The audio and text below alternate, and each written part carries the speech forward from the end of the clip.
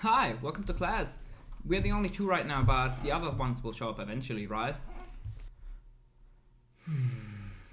I hate my life. I hate my life.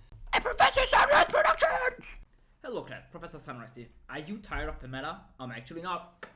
Apart from Shifter and Scythe, I kind of feel like the meta is actually quite healthy right now. I mean, don't get me wrong, Scythe really sucks, but my current local and regional meta is filled with Dragonlink players, Sword Soul players, Flunder players, and as long as you don't hard draw Shifter, it actually feels kind of healthy right now. But I wouldn't be Professor Sunreis if I still didn't help you. So in this video, we are going to take a look at what a good rogue deck needs right now or in general to really abuse the meta and the system behind it. So without further ado, don't forget to like and subscribe and leave feedback down in the comment section below, and let's get right into the video. So before we tackle the elephant in the room, what a rogue deck is, let's talk about what a meta is and how it forms. Meta stands for most effective tactic available, so it's the strongest deck or decks available at the given time. Well, it would probably be better to say that the player base perceives as the most effective. For example, take a look at the start of Brave Engine format, the format we are currently in, where everyone and their mother thought Brave PK would become the new Spiral. As you all know, that didn't quite turn out like that, but a deck like Flunder, with a quite bad PK matchup, really struggled at the start of the format, and now that its worst matchup is played less, it's arguably the second best deck, if you count all of the combo deck and engine pile decks as one. So the meta is an always evolving perception of what the player base think the best deck is, currently combo and engine piles, its counters, that's currently Sunreis, and in best cases it's counters, who in turn lose to the best deck. I don't think we have those currently, as every deck looks kind of the same and we basically only have like engine piles and Sunreis to counter said engine piles. This rock, paper, scissors style balance can be found in basically every game, and if it's done well, it leads to the most player friendly experience. Take a look at TOS format. We had Thunder Dragon, Sky Striker, and Orcus mainly. You also had Salad in there, which was like kind of in between everything.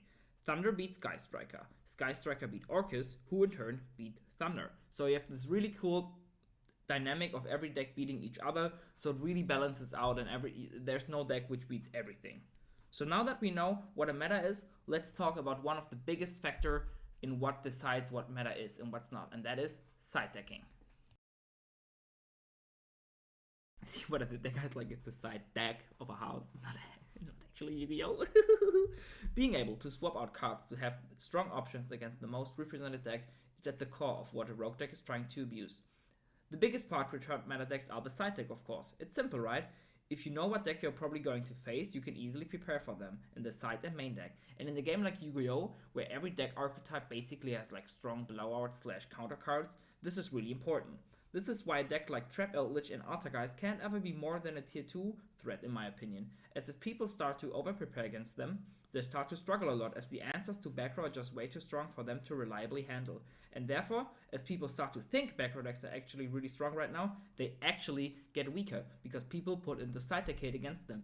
A good example for this is, I think, 2019 ICS in Düsseldorf, where Pot of Extravagance was just released and everyone thought Altergeist is going to become the new tier 1 deck, and I think it's only one person who bubbled who actually cheated because he was like a person known at my local and he got banned from that event because he actually just cheated on the event. So people think that back row is really strong, they put in all the back row hate against them, back row can't reliably handle them, and back row gets weaker. That's pretty easy. And this is the most important aspect rogue deck is trying to abuse to stay competitive. Of course, the deck of choice needs an engine or a game plan which is somewhat on par or maybe slightly worse than that of a current meta deck. But most importantly, it needs to dodge and at least have an easy time against all the side deck staples of the given format, while also being able to handle the main deck threats somewhat consistently. And overall, they will be aiming to win those game 2 and 3s, because while they just side in the strongest blowout cards, the opponent is struggling to get all the dead defensive and staple cards out of their main and side deck. So now that we know what role a rogue deck takes in the meta and how it abuses the system, what does a good rogue deck look like at the moment? Disclaimer, this format is probably one of the worst formats for rogue decks, as the overall ceiling is so high and everyone is playing generic cantrips in the main deck, so it's hard to dodge all of those, especially because most decks which dodge Veiler and Nib actually get hit by Ogre pretty hard, because they're usually then like back row focused and spell trap focused. Add to that all the generic engines, which are so strong right now. Rogue usually tries to abuse them to some degree to make up for their own lower ceiling, but if you play them yourself, you're just going to lose to all the anti-meta cards right now, as people are over-preparing for them because all the meta decks right now are playing generic engines. So you're just playing a worse meta deck at that point, so it doesn't really make sense from a competitive standpoint to play that.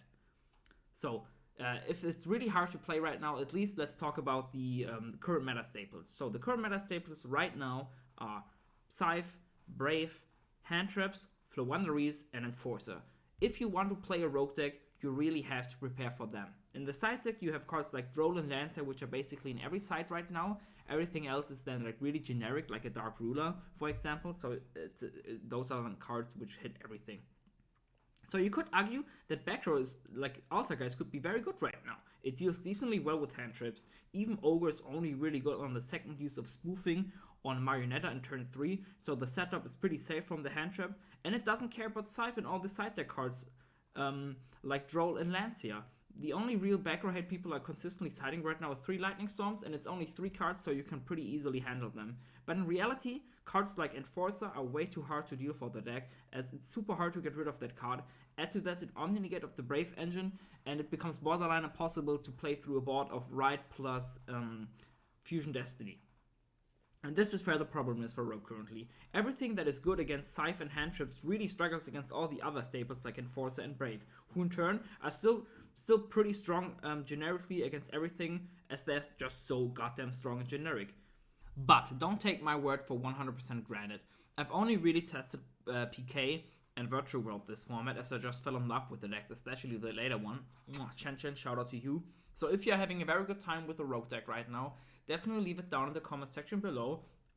Link me the deck list if you're cool with that, as I really love everything that has to do with rogue decks, like analyzing a meta, assessing it, seeing its weakness, seeing its strength, whatever is that. I really love that. I love all the theories about it, so definitely leave those down in the comment section below if you have them. So, to conclude, if you want to play a rogue in any meta, you gotta look at the meta itself, both the main engine and the support engines all the decks are playing, but also the main and side deck staples, especially defensive cards, and pick a rogue deck which is competent on its own, so the game main plan can basically, if it goes uncontested, is an auto win. That's like the thing you want to have in Yu-Gi-Oh! The main engine, if it goes through, you want to be able to win off that.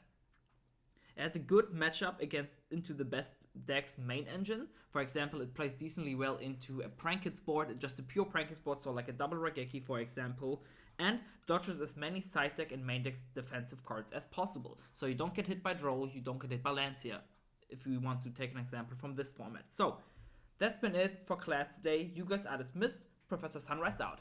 Peace.